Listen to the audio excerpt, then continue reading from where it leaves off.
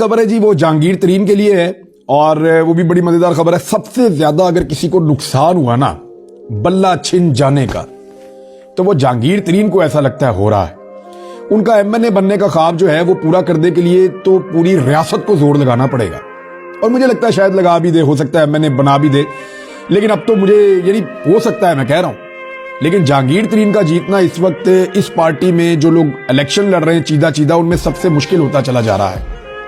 मुल्तान में आमिर डोगर तो सवाल ही पैदा नहीं होता कि वो काबू आए, उनकी तो ग्रिप ही बहुत ज्यादा है। दूसरा, लोधरा में उनको लगता था वो जीत जाएंगे, वहां मुस्लिम लीग नून के कैंडिडेट सदीक बलोच भी खड़े हुए, उनके अपने ठीक ठाक वोट हैं। अब पीटीआई का जो बाकी मानदा वोटर था उसके अंदर से तरीन साहब चाह रहे थे कि मैं एक बड़ा पैच निकाल लूं और मैं मैनेज करके इलेक्शन जीत जाऊं। लेकिन क्या जहांगीर तरीन वहां से इलेक्शन जीत सकते हैं, ये बड़ा सवाल है। उनके लिए पहले एक कैंडिडेट बैठा दिसंबर में, दूसरा बैठा जनवरी में, एक और खातून वो बैठी फरवरी में। यानी जो भी कैंडिडेट गायब होता है वो जाके जहांगीर तरीन के घर से बरामद होता है या उनके दफ्तर से बरामद होता है। अब वो खातून भी उन्होंने बिठा ली, एक दिन पहले वो कुरान पे हलफ दे रही हैं, अगले दिन वो गायब हो जाती हैं, उससे अगले दिन वो जहांगीर तरीन के दफ्तर में नजर आती हैं। अब हुआ क्या कि पाकिस्तान तहरीक इंसाफ ने नलके के निशान के ऊपर अपने एक और उम्मीदवार को मुतारिफ करवा दिया जहांगीर तरीन के मुकाबले में, और ये अब चौथा उम्मीदवार है जो जहांगीर तरीन का मुकाबला करेगा पाकिस्तान तहरीक इंसाफ की हमायत के जरिए से।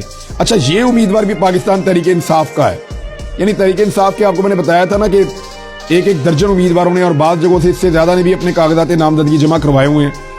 लिहाजा अब जहांगीर तरीन साहब को मुकाबला करना पड़ेगा नलके का, यानी कितने उम्मीदवारों को खरीदेंगे, कितने उम्मीदवारों को बिठाएंगे, बिठाने वाले थक गए हैं। और अगर आज इस बंदे को भी गायब कर दिया गया, अव्वल तो पाकिस्तान तहरीक इंसाफ को मशवरा दिया गया उनके दोस्तों की जानिब से कि जनाब जो बंदा भी अब आपने मुकाबले में देना है जहांगीर तरीन के, उस बंदे को आप खुद गायब कर दें इससे पहले कि वो बंदा गायब हो जाए। तो अब एक और नया उम्मीदवार जहांगीर तरीन के मुकाबले में आया और ये इलेक्शन लड़ेगा नलके के निशान पर, राव मोहम्मद कासिम। ये NA 155 में जहांगीर तरीन का मुकाबला करेगा नलके के साथ। तो देखना यह है कि पाकिस्तान तहरीक इंसाफ वहां कितने वोट लेती है, क्योंकि पाकिस्तान तहरीक इंसाफ जितने ज्यादा वोट लेगी उतना जहांगीर तरीन के जीतने का इम्कान कम हो जाएगा। लेकिन राव कासिम अगर जीत जाता है, उसको बहुत ज्यादा वोट पड़ते हैं तो एक अलग सिचुएशन होगी।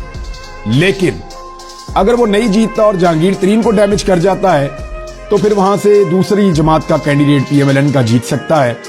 और पाकिस्तान तहरीक इंसाफ के कुछ लोगों से मेरी बात हुई, उनका ये कहना था कि कोई भी पार्टी जीते, हमने जहांगीर तरीन ने क्योंकि गद्दारी की है, ये लोटा है, इसने इमरान खान के साथ बड़ी ज्यादती की है, हमने इसको असेंबली में नहीं आने देना।